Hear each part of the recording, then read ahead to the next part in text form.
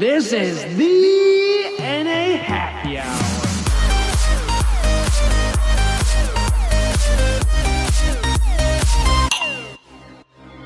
Today we're joined by Robin from the AF Beer Club.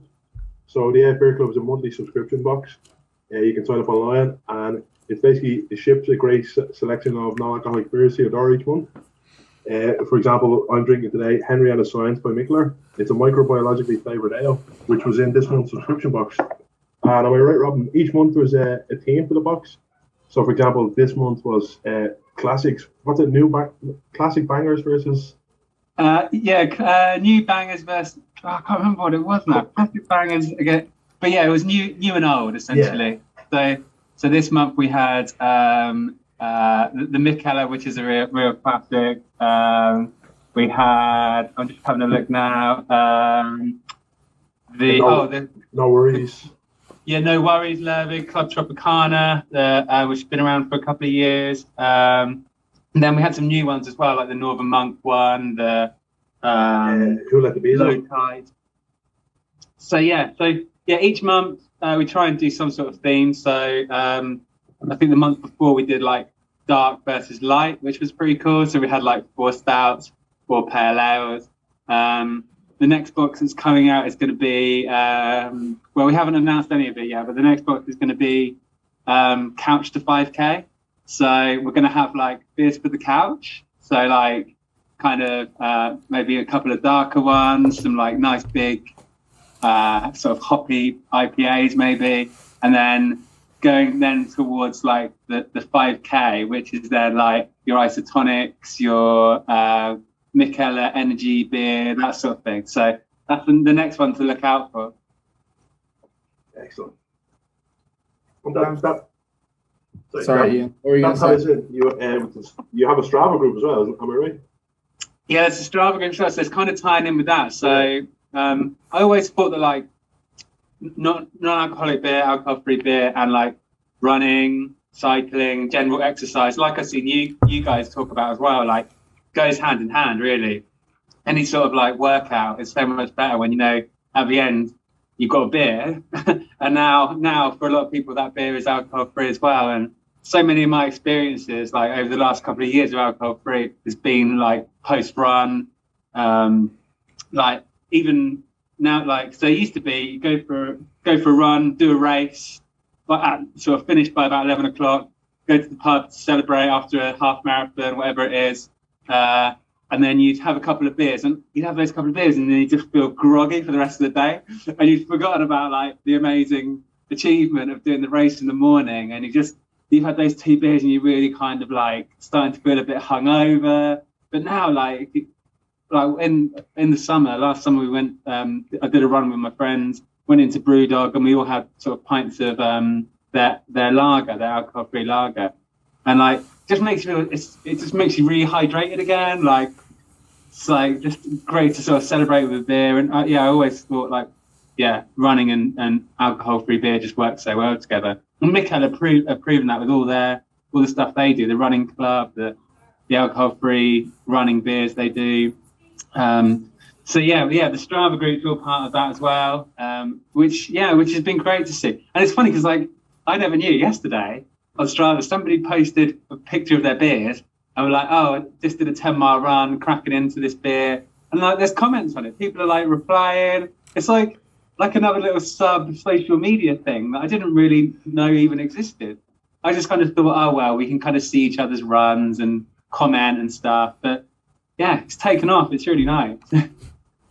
Yeah, and it's big. There's like a lot of members. I think there's well over 50 members, isn't there? Yeah. So. I think, like I say, I think a lot of people who drink alcohol-free beer, they're also thinking about the other sort of health considerations as well. Like you guys have spoken about in the past. Like it's if you're thinking about your alcohol intake, you're probably also thinking about your food intake. You're probably thinking about your exercise output and stuff like that. So like it all kind of goes hand in hand. And like I'm not surprised to see like so many people who drink these also are really passionate about running as well. So at some point in the future I'd love to organize some sort of event, like running event, and then get people along. We might even do something virtually in the meantime, and just like celebrate that love of running with a couple of beers after.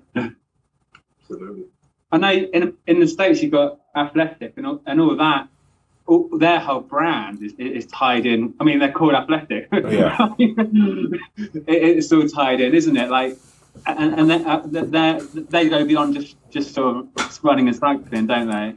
Yeah, they do more kind of all outdoor stuff. Their charity that they work for is called Two for the Trails. Yeah. That is all about like going and picking up garbage and environmental conservation and stuff like that. But their main thing with their ambassadors is getting them to go out and try different things, biking, like cycling, running, swimming, anything like that, just to be outside to kind of demonstrate living without compromise, which is their whole motto and everything.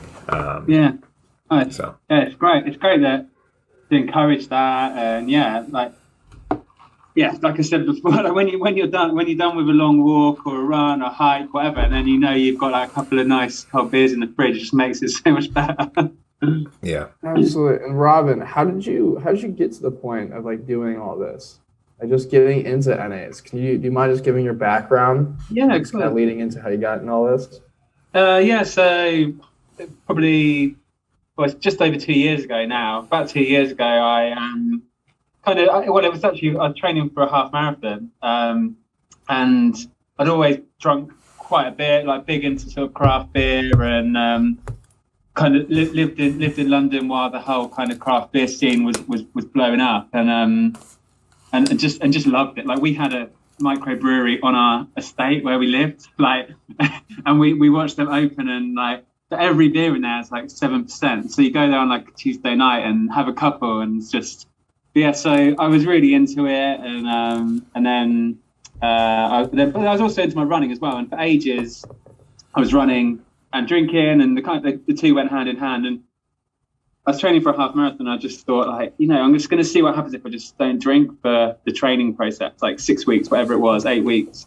So I stopped drinking at that time, ran the race, was pleased with how I did, went back to drinking again. As soon as I finished, actually, literally as soon as I finished, I met my dad and my family in the pub, and even at the time, I thought, I don't know whether I really want this, but I'm going to have it because I've finished and I want to have it. So, and then after that, I was just thinking about like the benefits of the period before I wasn't drinking. So I tried to kind of moderate a little bit with my drinking. That didn't really work. So I just decided probably about March, April 2019 now, just to not drink for a while and see how it goes. No sort of time limit on it.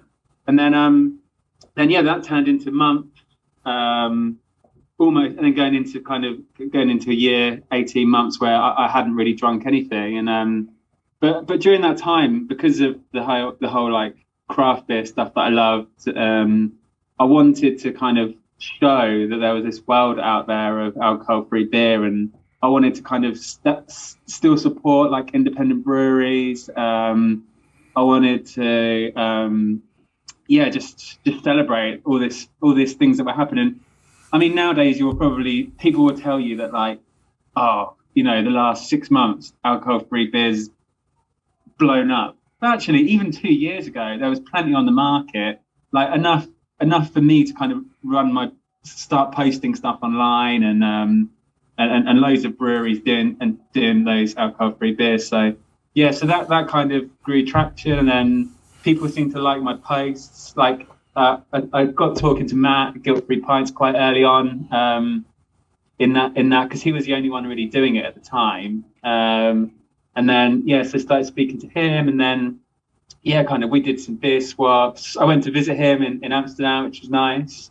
And then summer last year, obviously during COVID lockdown, I started sending out the alcohol-free beer boxes, packing them up, choosing the beers, sending them out to well, originally it started off just sort of my subscribers not my subscribers, my followers on Instagram, who were interested in it. And then, now it's kind of gone. We've got over 100 subscribers now, which is pretty cool. And that's within the last sort of 6 months. So it just sort of started from not drinking but wanting to support the breweries, and now it's actually like a physical entity where I can actually like and also kind of build a community as well. I think that's a big part of it. Now being able to actually, the beers I like and I enjoy and I share online, now I can actually physically give them to people and they can enjoy them as well, which is great fun. Absolutely. Passion turns into a company / side hustle. It's pretty cool to see. What got you to really post stuff on social media? Prior to you getting into NAs, were you already like posting on Instagram and stuff or just your life? Or did you just randomly get into the social media scene once you got into NAs? Yeah, exactly. Yeah, the latter. Yeah, my friend Mark, he posts beers. He's like million bevs. He's good, and he posts beers. But he's actually got really into sort of alcohol-free beer, and he gets my beers, and we talk about beers, and we drink alcohol-free beers together. But for years, he's been my best friend since I was a kid, and for years he was doing social media, doing Instagram, posting stuff. It'd always annoy me because we'd be like out of pub, and he'd be like, stood there with his camera and his beer, like trying to get the perfect shot, and we'd take the piss out of him because we'd just be drinking our beer and he'd be standing around. He was always doing it, and then I thought, like, when I stopped drinking and then was discovering all these beers, I thought, well, maybe I could just do like what he does, and I became that guy taking ages with the cans. So that was kind of what inspired me to do it, was just seeing my friend do it for alcohol craft beer.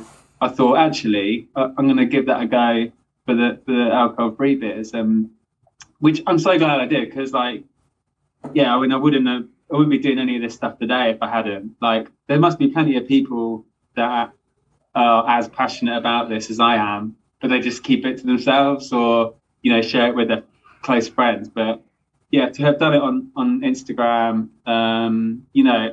getting to meet you guys, I was talking to Ian from like early 2019. We've been talking because you've been doing your page, haven't you, since then as well? Yeah, April 2019. Yeah. There you go. Yeah, I remember speaking to you like early doors, and it's like since then, like we talk like once a week, once a fortnight on, which is great.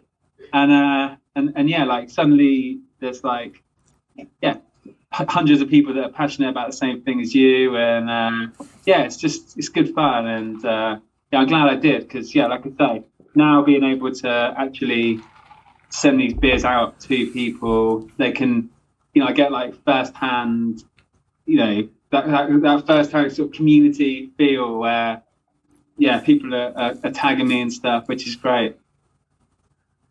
I've always wondered how much like you, Guilt-Free Pints, and Ian have all spent on beer.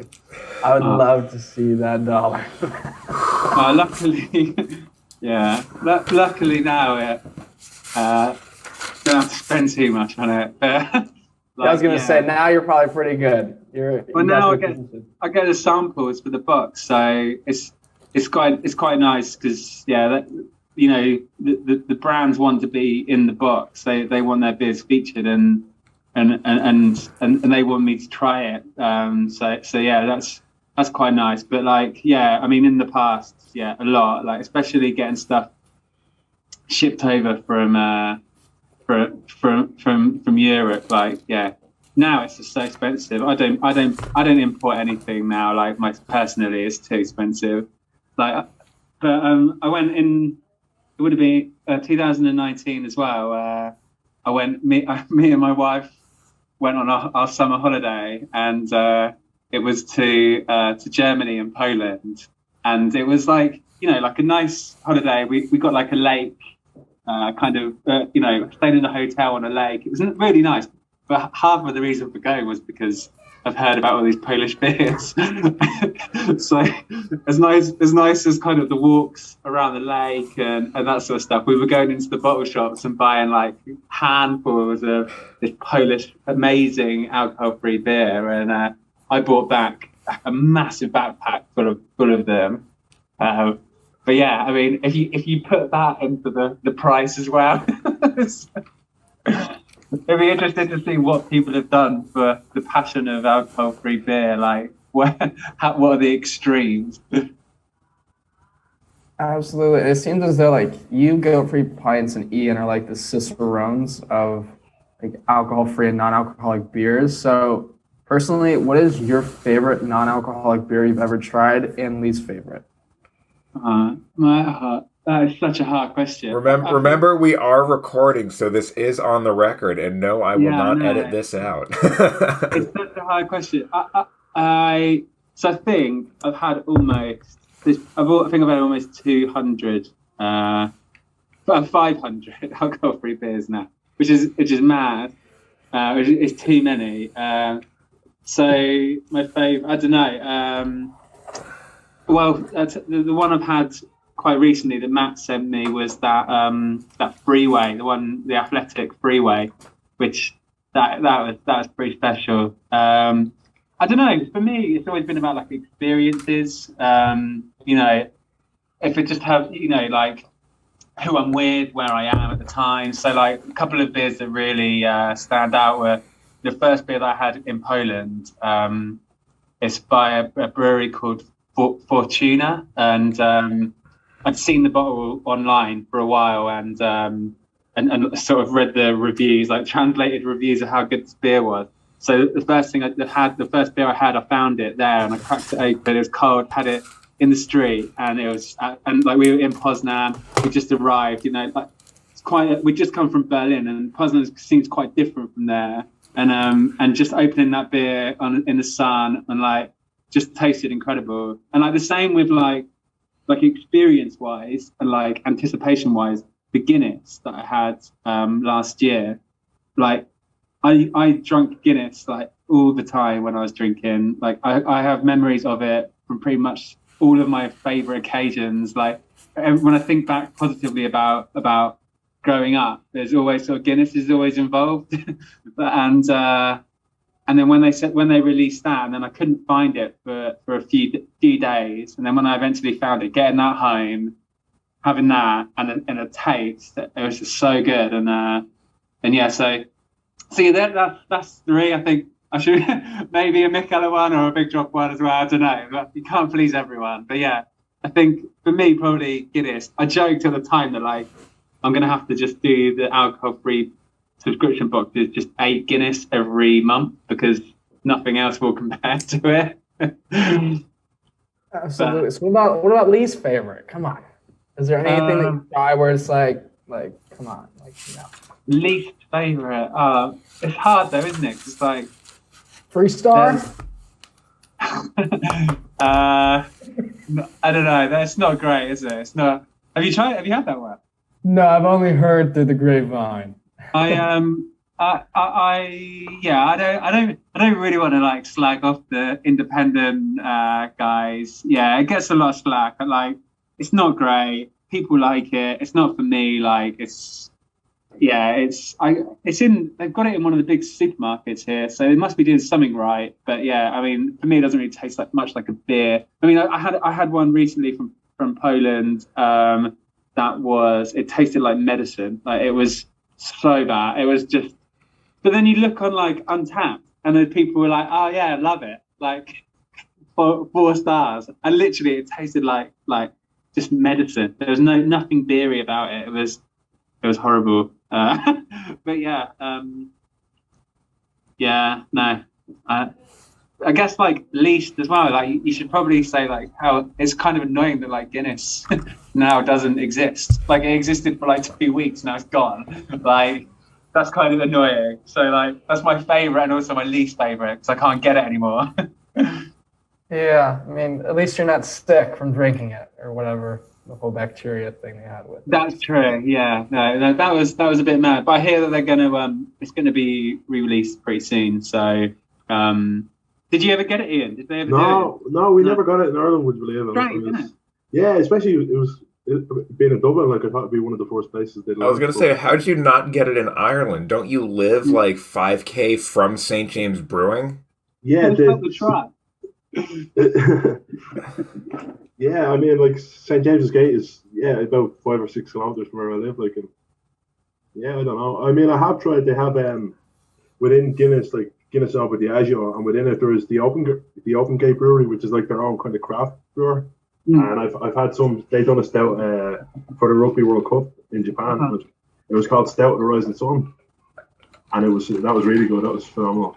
And then they have I don't know. You guys probably seen it or tried to have it. It was called their lager Pure Brew. It's like their yeah. So they've kind of been the only ones I've seen, but I live in hope, you know.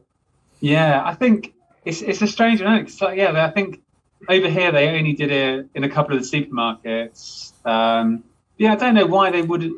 I guess it makes no sense.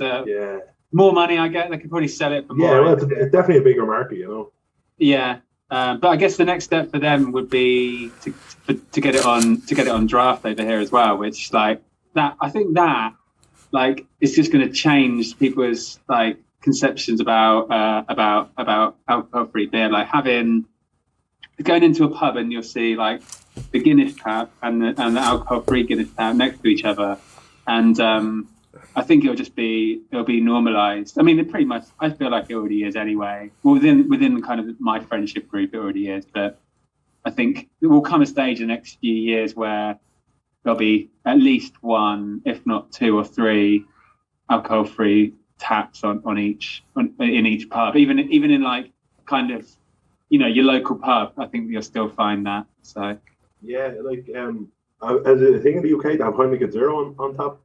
Yeah, they have it on like a separate, the smaller kind of unit. Yeah, the Blade, I think it's called. Blade. Yeah. Which that's really good. That's really nice, and it's all like it's all part of the experience as well. Like being able to go into a pub and you get a pint glass with the Heineken branding on. Yeah. They pour it. It's got a head. They give it to you. You sit back at the table and you're just like anybody else on the table drinking the pint. You really do kind of fit in. There's none of this kind of feeling like an outsider, you know. Because I remember there's nothing worse, I think, sometimes when you're out with your friends and it's like all your friends have like maybe I don't know, like say 4 pints in front of when you have like a glass of Club Orange or something, you know. It's there's definitely kind of a feeling like a child to it. Definitely, I think and I think it'll be interesting to see what happens when pubs reopen again, because there's been like quite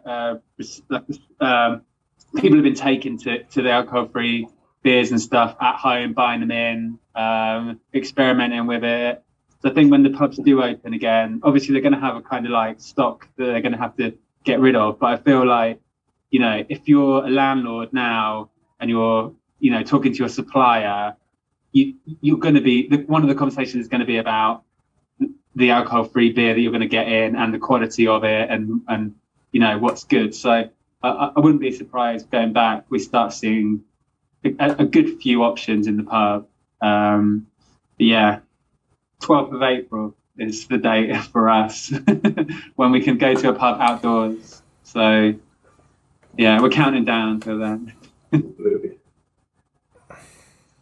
And outside of, you've done a couple of marathons as well, am I right? I remember you said to me you've done the Seville Marathon. And yeah, Seville. I've done quite a few. I've done London a couple of times. Seville, Dublin actually was one of the first ones I did. I love running. It's pretty much my favorite sort of hobby apart from this. But yeah, I try and run sort of 4 or 5 times a week, and I'm always training for something. So I've got like a virtual race next week, which is a half marathon.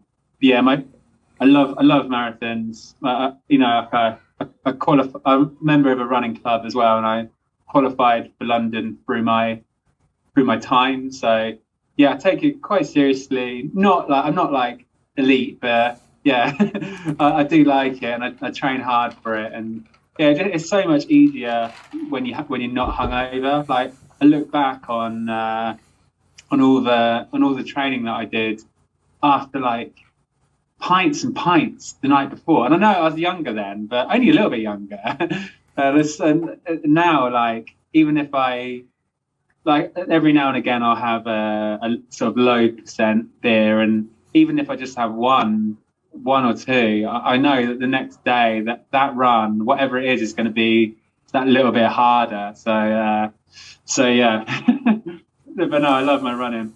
I did the marathon in Copenhagen as well, which was great. So got to go to the Mikkeller bars over there. You see all their running club stuff over there as well. And yeah, and like, I think, I don't know what it's like in the States, but over here it still seem a little bit behind the rest of Europe, like when it comes to alcohol-free beer. Like in Germany, I think it'd be fairly normal for you to kind of have finish your run or part of your training having an alcohol-free beer, or going out, sitting in a beer garden and having every other round or 1 in 3 rounds being an alcohol-free round. But like here, it seems to be like you either drink or you don't drink, and there isn't really much of a blurring of those lines at the moment. But yeah, hopefully when the pubs come back again, I think that I feel like there might be a bit more of that. I was talking to someone the other day, and they said when we're able to go out again and see people, you're going to want to see people all the time, and you're going to want to spend good quality time with them. And you can't do that if you're drinking loads and loads of beers. So people might start thinking about, actually, I want to go out and see my friends on like a Monday or a Tuesday night. I don't want to get hammered. So actually, I might have 1 beer and then I have an alcohol-free beer. So yeah, it'll be interesting to see or everyone's just going to be hammered all the time. And I also think people are going to drink more alcohol-free stuff is because they know, if you're unhealthy, when viruses come around, those are those who are affected the most. So I think as long as we know our health, us people are probably going to drink. So I think that's kind of my whole thing with that as well. I think you're absolutely right, Tyler. Yeah, I reckon the last few months, definitely parts of the population will have thought a lot more about how to kind of stay healthy. Being healthy in your immune system is more important than ever now. Although when everyone gets the vaccine, people will just be like, sorry, I'm just gonna eat and drink whatever I want. But yeah, I think you're right. Definitely, people have been a bit more, just a bit more thoughtful, I guess. And then your event, you've just launched the virtual fest. Is that, am I right? Yeah, so that is shaping up. So I'm so pleased with that. So it's a beer festival online, and so it's hosted by me. This year I'm going to get a couple of people in to help me. There's 12 breweries across the weekend. I'm talking to every one of the breweries for about 20 minutes, half an hour, about alcohol-free beer, their brewery, and then alongside that, you can buy a box of the beers, one for each brewery. 12 breweries, 12 beers. And you can sit down on the Friday night, and there'll be 3 sessions on the Friday night. You can crack those beers open with the breweries. They'll be talking about the beer. You can be drinking along. And then the same on Saturday afternoon and Sunday afternoon. And then obviously, like, not everybody wants to do the whole thing, so there will be online after. And it's just really, I think, like, being able to sit down 20 minutes, enjoy a beer with the people that have made it is really nice, and hearing sort of that backstory behind it.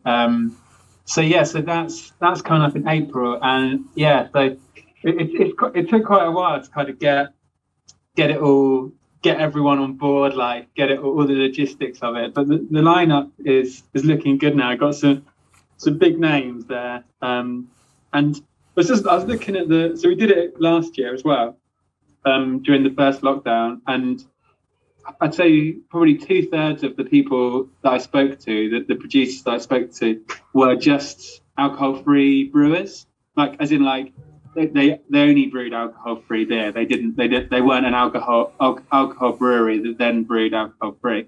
And it was great to talk to them. And like they're the guys that have like, you know, got this whole scene going. And but now you've really seen a shift into the alcoholic beer brewers. So the traditional brewers, people like Northern Monk and Tiny Rebel, Beavertown as well, who are big craft brewers who are now then going down in percentage and brewing those low alcohol, non-alcoholic beers as well.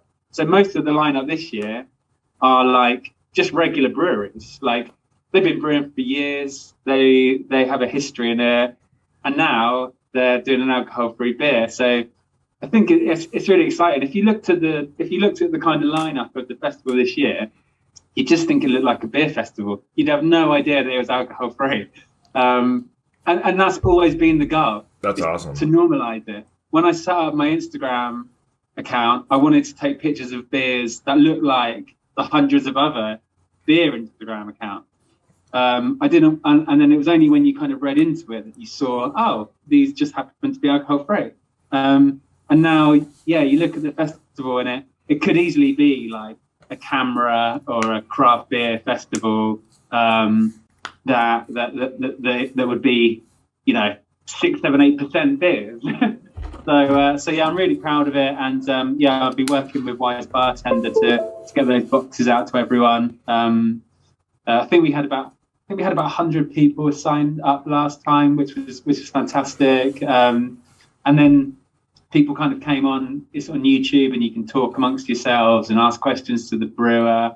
Just a really lovely sort of community thing, and like you get to try loads of new beers as well. So last year we had about 3 or 4 people from the States who bought the boxes, but this year it's been impossible to ship anything. It's so hard to do it commercially, so we're not able to. But everyone in America can still watch it and tune in and catch up with other people who are watching it as well. So if you want to find out about what we're doing over here, then it's a good opportunity to hear from some of these huge guys who are doing the alcohol free now. Yeah, I mean, I think it's safe to say last year's was a massive success, wasn't it? It was great fun. Yeah, I was really surprised by just how the passion for it. Like, you know, you kind of think, you know, people like the post online, they comment online, and to actually see people wanting to engage with the brewers and wanting to find out more and talk to each other as well. I think like that's been a big thing as well. It's like bringing people together. Like, I don't know if you guys, Ian joins in on a Monday with the No Low Monday, which is started at the start of lockdown as well. And all it is just your beer, your picture of your beer with the hashtag No Low Monday, and it's sometimes you get sort of 50 people that are posting their pictures on a Monday night, and then I try to repost them so that people can communicate with each other. And you know, oh, I'm not following that guy, yeah, I follow them, and I've had that beer before, I'll comment on that, and yeah, just kind of bringing people together a bit and yeah, make the world a bit smaller. And it's funny, I like just over these beers that we enjoy. So yeah, it's all part of the community. Yeah, I think another thing I thought you done, which was really cool, was desert island drinks last year. Yeah. I was delighted to be part of that, but that was a great way as well. Another great way to connect people. Yeah, that was fun. So that was I tried to the people that I knew who posted online or ran businesses, alcohol-free beer businesses. I asked them if they'd pick their top 8, I think it was, top 8 beers that they'd had from their local from their like country or their area. So I had Ian's from Ireland, had Matt's Dutch picks, there's a shop in Barcelona who do alcohol free, and she the owner of the company there, she gave me her 8 favourites. Yeah, Blue Dolphin, is it? Yeah, that's right, Blue Dolphin. Yeah. So I had her picks. I had Australia. Australia. Yeah, Australia. John over there, I think it was, which was great because my original plan was for it to be, I'll see these, and then when I visit there on holiday, I'll have all these choice of drinks. And obviously now we can't go on holiday, but it was nice to sort of see these little scenes of AF beer, and see what people were enjoying, and yeah, it's a great way to and also you get that thing of like, oh no, I want those beers. I'm going to track those beers down. I need those 8 Australian beers, and how am I going to get a hold of them? I'm going to have to do some sort of beer swap, and all that part of it as well. Like Pokemon cards, like some shit like that. Oh, 100%. Craft beer is just Pokemon cards for adults. It really Changed my is. mind. It really, really is. Like, and but you have to take photos of them, and this one's holographic. Absolutely. So maybe to conclude some things out, Robin, do you mind just kind of telling our listeners and us just what to expect in the near future from you? Well, yeah. So coming up, obviously April the 9th, 10th, and 11th is the beer festival. So yeah, that starts on the Friday night, and then it's in the afternoon on the Saturday and Sunday. So hopefully those times work out with you guys as well, and you can tune in. And the link for buying the boxes should be going up soon. By the middle of March, you'll be able to pre-order those boxes, and the boxes will be delivered early April. So you've got them in time to sit down and watch those talks, and join in with the community over the weekend. So that's kind of the big thing now. And then after that, I'm going to keep doing the subscription boxes. Been speaking about, so as we said at the start, like the themes, keep trying to think of some new themes for the boxes, but ultimately as well, just getting good beer to people. I think, so far, I think the quality of the beer has been very good, and we've done 8 months now. Luckily, more beers keep coming out that are good. But like, I don't want the quality to drop. I want the beers have to be good.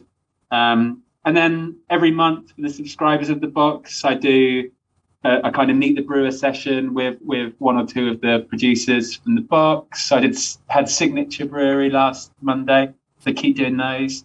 And yes, that's it really. And then obviously when things open up again, doing some actual live in-person stuff in venues. I'm going to be actually so January before last, I live in Sheffield in Yorkshire, and we did an event in a bar up here during dry January, and had about 30 people signed up, came down for some tasting, which is fantastic. And I had 2 more of those planned, and then obviously we had lockdown in March, and then they all went. So I really want to do that again. Just getting into bottle shops, getting into bars, and just talking about these things, and talking to people that are interested in it as well. So yeah, maybe some collaborations as well coming up later this year. I'm going to hopefully be working with a couple of breweries and producers later this year to do a AF Beer Club collaboration, which will be fun. New beers as well for the club.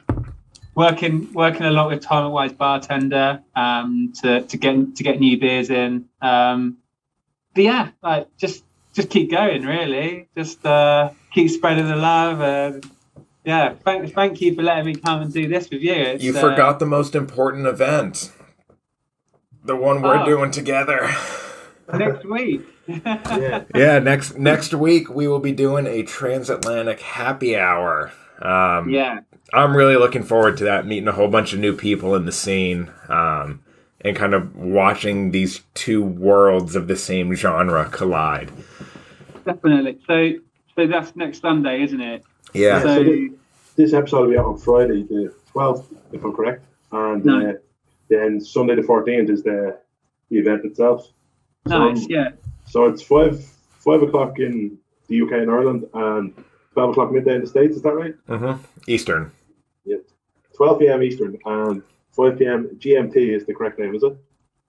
I think so. Yeah, that's great.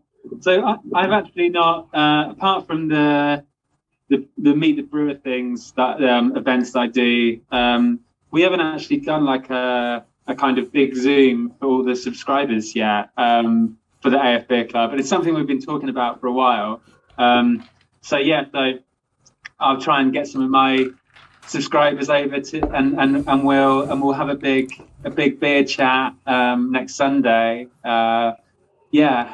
I think it'll be great, and just any excuse to have a beer and kind of hear. It'll be interesting to hear what you guys, your favourites, and what you've got looking forward to in the States, and then hopefully hear a little bit about what we've got over here as well. Absolutely. Yeah. So, Robin, thanks so much for joining us.